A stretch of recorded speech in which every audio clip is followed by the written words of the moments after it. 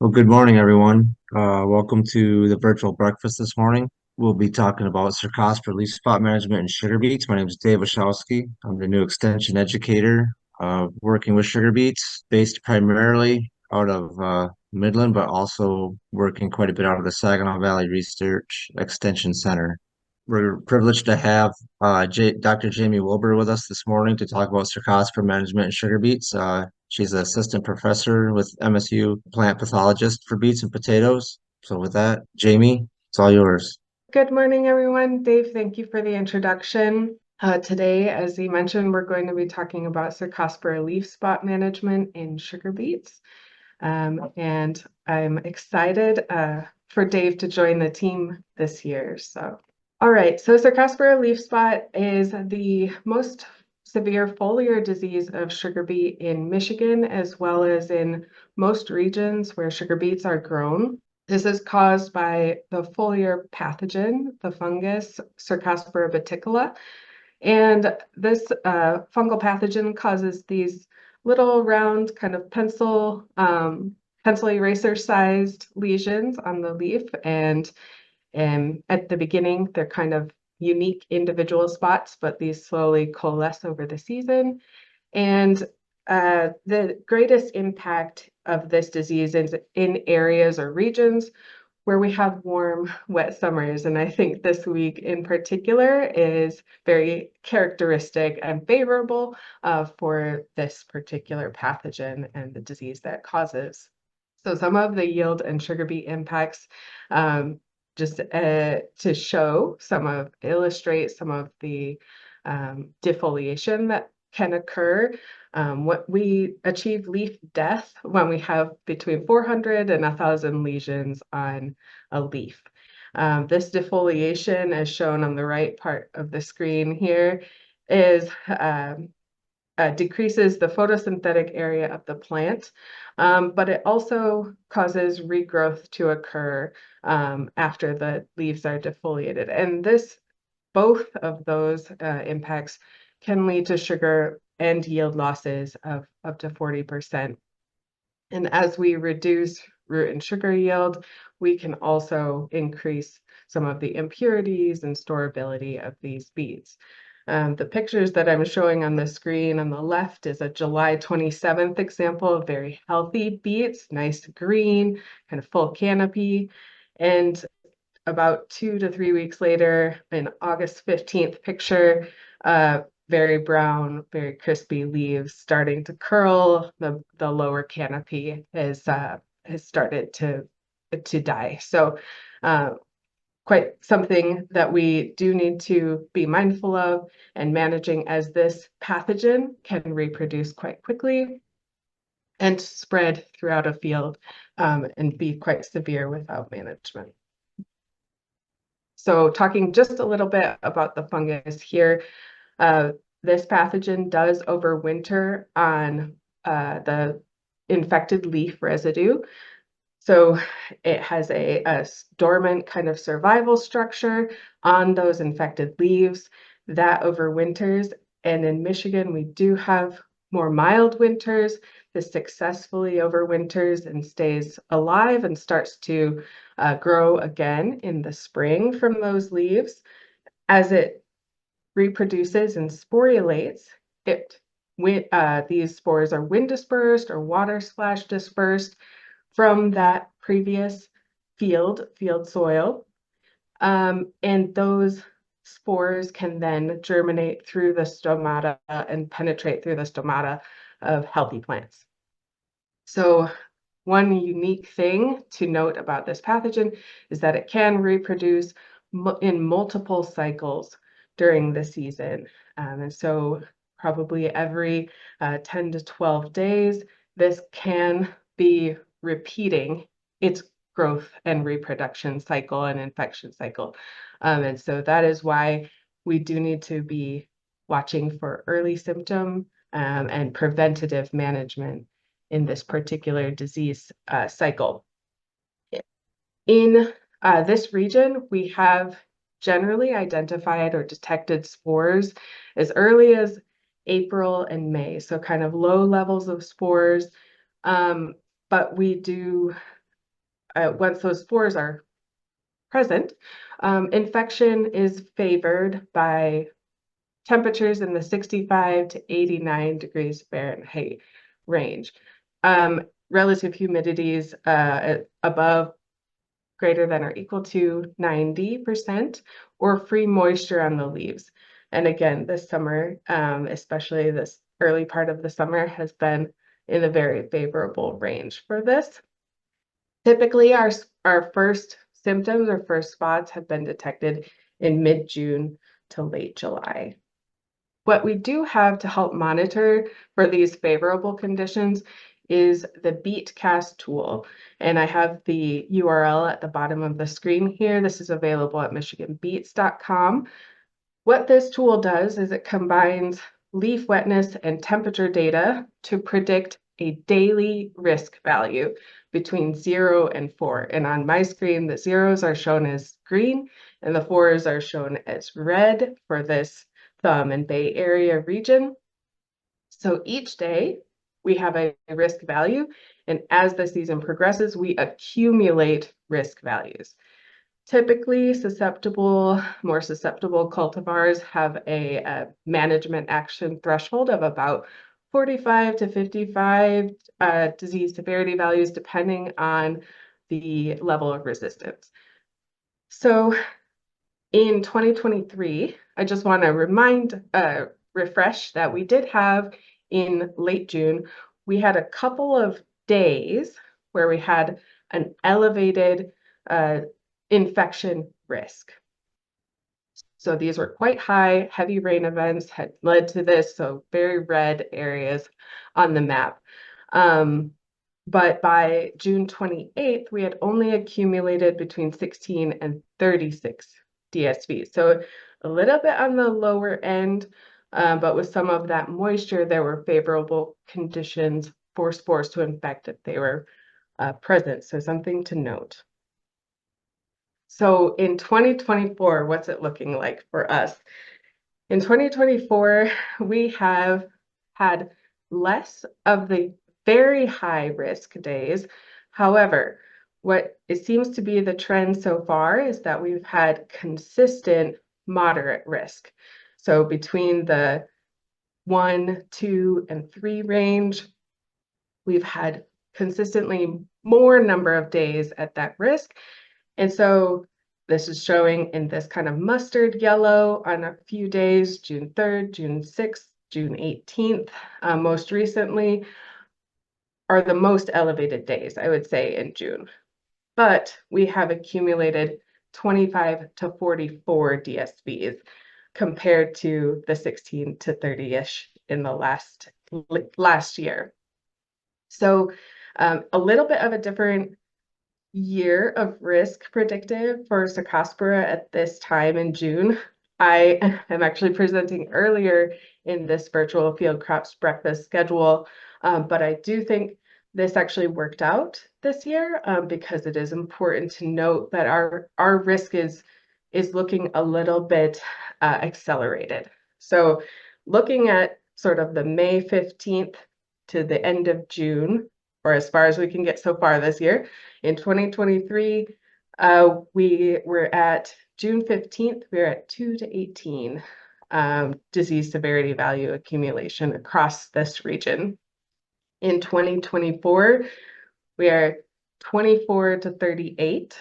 And now, as far as we're up to 46 DSVs in certain parts. So we're accelerated by about 2 weeks. And this is going to be highly dependent on the weather in the next couple of days to the next week on where we're at.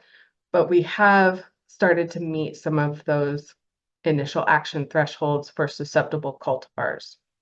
So we will see how our symptom development goes this season.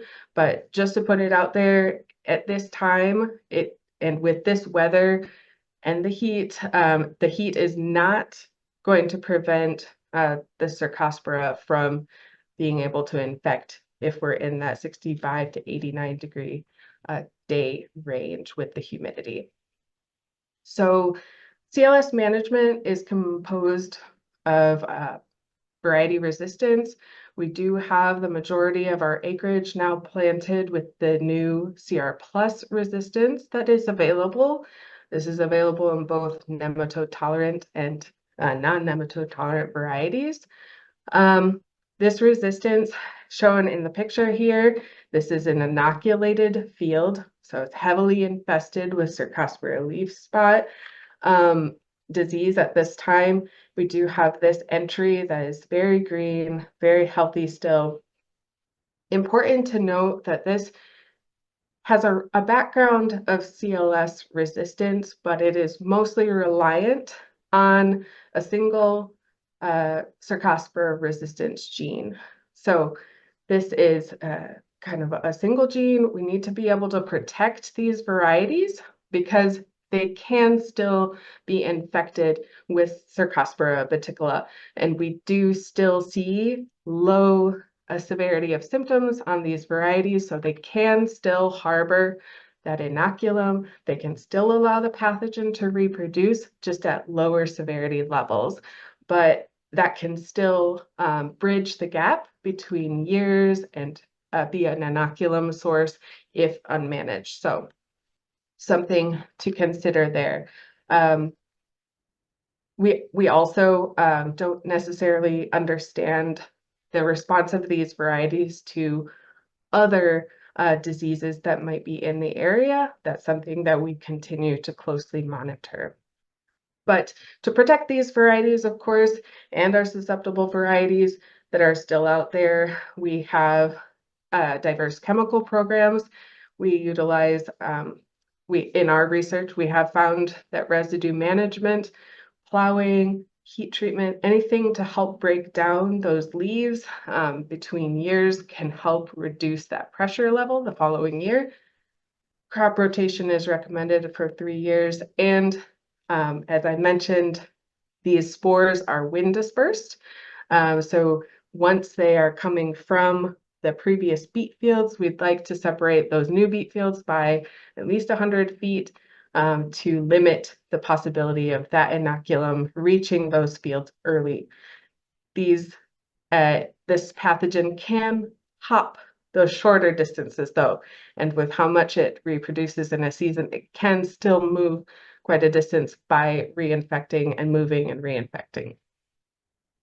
More information on specific management trials across Michigan Sugar, Sugar Beet Advancement, and Michigan State University is available at the Michigan Sugar Reach results pages in the variety and research information booklets. There are several different groups of fungicides available, both contact and systemic categories. And in our research, we have found that successful disease suppression and yield protection is achieved by a diverse chemical rotation, utilizing multiple modes of action and timely and repeated fungicide applications throughout the season. One of the things that my program has handled over the last 3 years now is to monitor the fungicide resistance in Cercospora baticola populations in Michigan.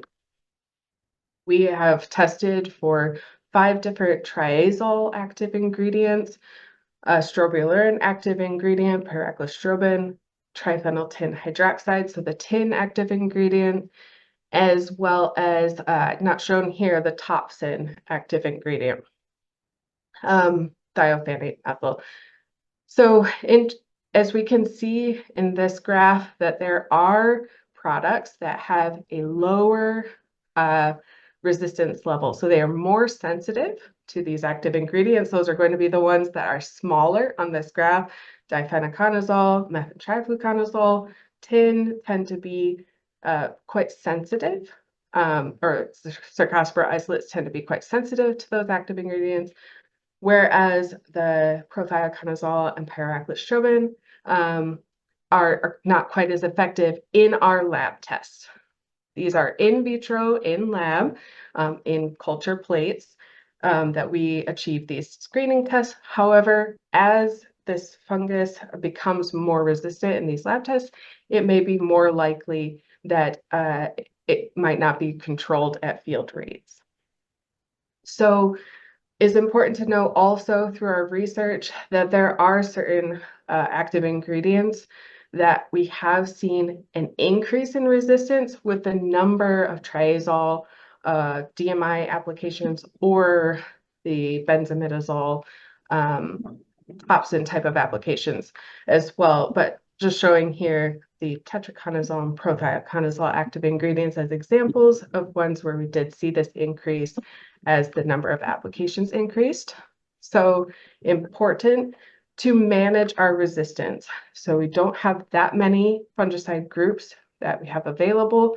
So we are certainly recommending to rotate these chemistries, use the full rates, and these are tank mixed, recommended to be tank mixed with systemics or an EBDC, always mixing systemics with an EBDC or copper. And to limit the use of these individual active ingredients as well throughout this season. So some of our fungicide timing does need to be considerate of preventing infection from occurring. So a lot of our modes of action are more effective at preventing that initial infection rather than curing any current infections. So it's better to be early than late. The first applications have typically been in mid to late June in recent years. This year in particular, with this accelerated risk early season, may be of consideration here to help time that application, that first initiation of applications. Later applications are typically applied at 10 to 14-day intervals or according to a Beatcast threshold as it is reached. This is in a susceptible variety. In our program to help time and predict some of these early applications, we have found that incorporation of pathogen information may be helpful. So currently the MAP model that's available only is considering the infection conditions, so not necessarily the pathogen presence. So in our program, we've been monitoring pathogen presence early season. And these lines on this graph here are predicting elevated presence of Cercospora baticola spores. And the bars are showing the actual levels of spores. With this model, we've been able to kind of capture when we have both Beatcast elevated infection risk and presence of the spores. And sometimes this means that our accumulation of risk is not as important as when we have spores present in shorter periods of higher risk of infection. So we've been looking at the combination of these tools and being able to have both of those pieces of information at our disposal. For this year, I have generated some calculations for the Richville-Frankenmuth area based on MSU EnviroWeather data and our model that we've developed over the last several years that is currently being written for publication.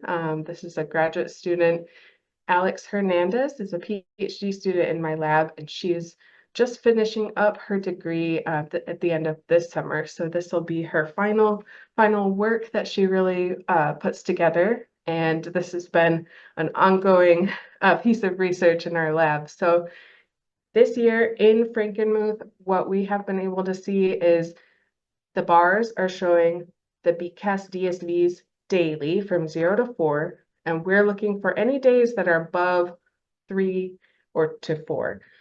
So I have put in also this red dashed line at the 30% probability level. So this is an elevated chance of having elevated spores present at that time.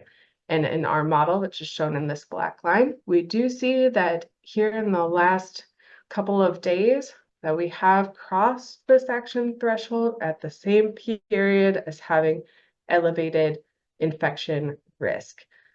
So this may be a potential event for some first early infections to occur. So as going forward, spots will typically develop in the next 10 to 14 days after an initial infection. So these first lesions we want to be on the lookout for will be circular again, unless they're stopped by a vein. They are 1/8 of an inch to 1/4 inch in diameter, again, about the size of a pencil eraser diameter wise. They have a tan or gray center and characterized by this dark red or brown, purple brown border.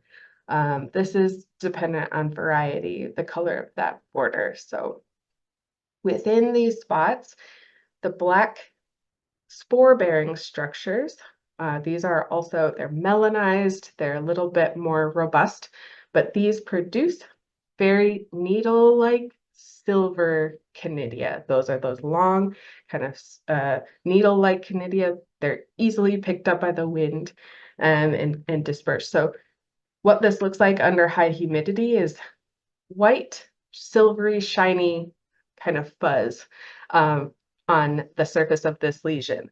Important to note, because we have detected a few other foliar diseases in Michigan, alternaria leaf spot being one that is more prevalent. These lesions are not going to necessarily be as circular. So these can be more angular or oblong, irregular in shape. Under high humidity, this sporulation is chains of small black spores. So they're chains, there is going to have a black velvety appearance under high humidity versus some of the silvery shiny of the Cercospora. Two newer diseases that we have been detecting over the last handful of years are anthracnose. This causes these elongated lesions on the petiole. They're necrotic, kind of in a cigar shape almost. But at the center of these lesions, there's going to be raised black structures, larger than the ones that I mentioned in Cercospora. But these structures will have, with a hand lens, almost eyelash structures from those black mounds. So it will have a different looking appearance as well than the Cercospora. And here to mention the Stymphalium leaf spot, this has been detected at much lower frequencies, only once in our research, but we are continuing to monitor for this one as well. Has this kind of brown appearance, and it is not circular, more irregular in shape, and no border. But with that, I just wanted to mention some of those considerations to be mindful of for where we are at in the season with Cercospora leaf spot risk, what to be on the lookout for, and what to be considering for our initiation of management this season. So special thanks to our sugar beet industry and support. And with that, I'm all done. So please leave any questions in the chat. I see we have a few questions in the chat. If you still have some of those, go ahead and type them in. I'll go through some of the ones that have been listed for those that maybe can't pull up the chat if they're on their smartphones or whatnot. But one question was, which variety would you recommend? Is it Nemo or non-nematode, CR plus? If you know that you have sugar beet cyst nematode, then obviously a nematode variety is likely beneficial. I would make sure you send in some samples to the lab to verify you have sugar beet cyst nematode, because just because you have soybean cyst, they're not necessarily created equal, and just because you have one doesn't mean you have the other.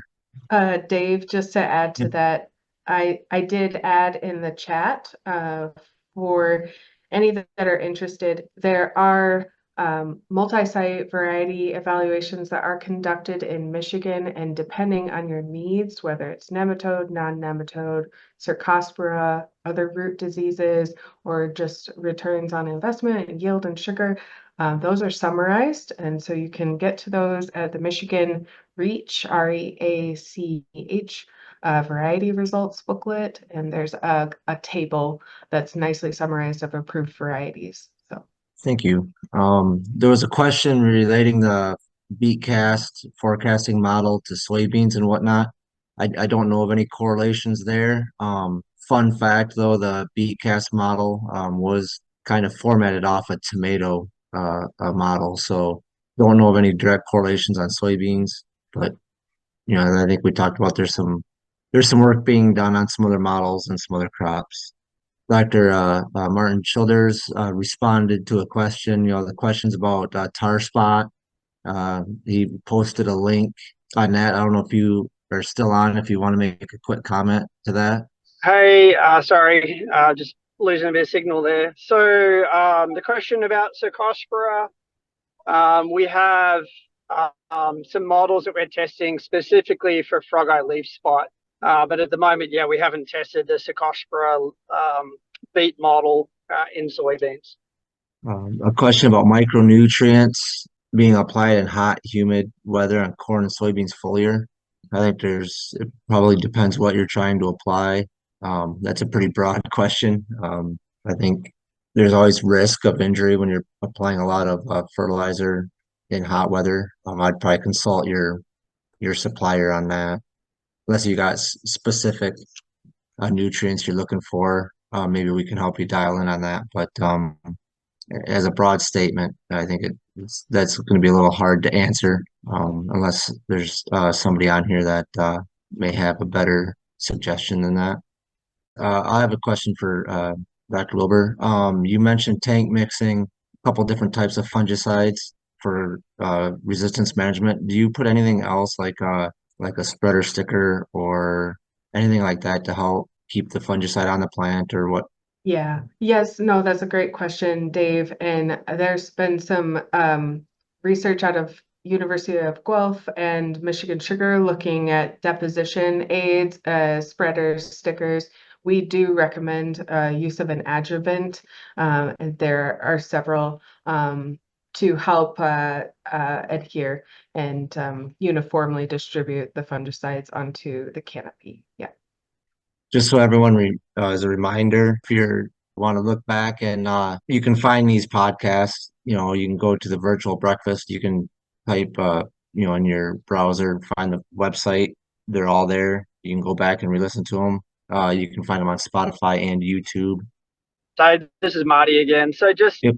there was a couple of questions about Don in corn because we had some pretty high vomitoxin levels last year. So the primary risk for Don is infection through the silks. And what happened last year is that we had really high risk for fusarium infection through the silks. So far, I mean, we're not at silking yet, right? That's the critical stage during silking. But so far, the fusarium risk models are showing low risk. But we'll just have to watch those as we get into silking and for that risk of Don. I am getting a lot of questions on tar spot. It's been found in northern Indiana. I have no doubt we can probably find it here in Michigan now. I wouldn't panic. Generally, best timing is between tassel and probably about the R3 growth stage for a single fungicide application.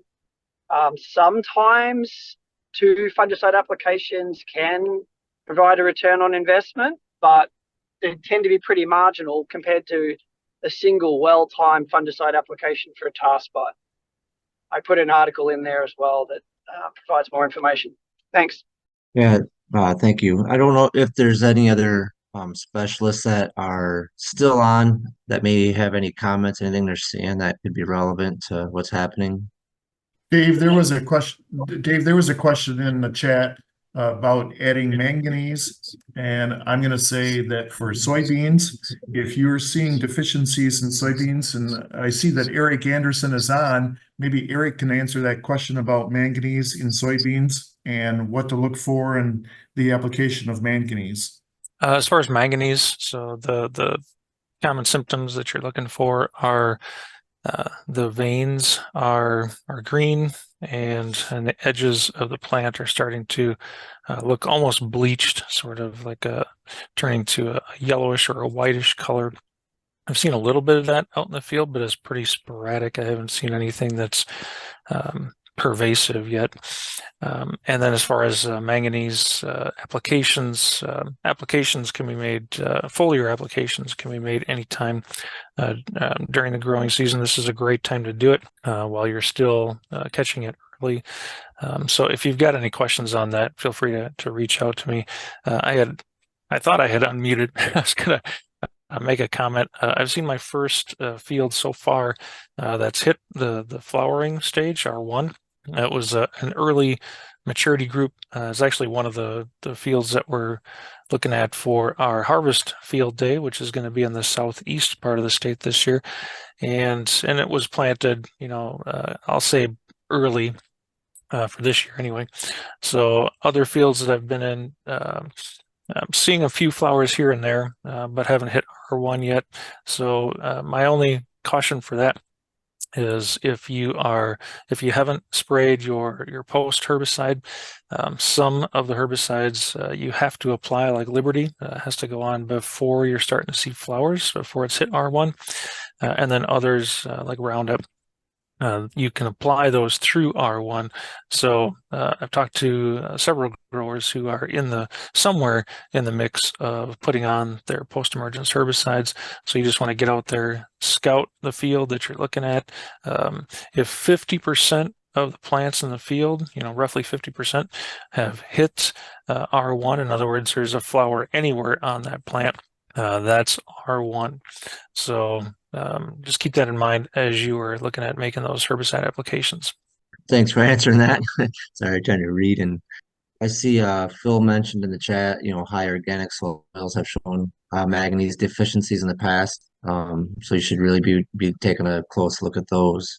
I don't know that we have any other questions in the chat right now. If anyone has anything, you can either type them in quick, or we'll thank Jaime and all the presenters today for answering questions and presenting the data. With that, I think I'd like to thank all the participants again for attending today's meeting as well. As always, if you have any follow-up questions, don't be afraid to reach out to one of the specialists in your area. So thank you and have a good day.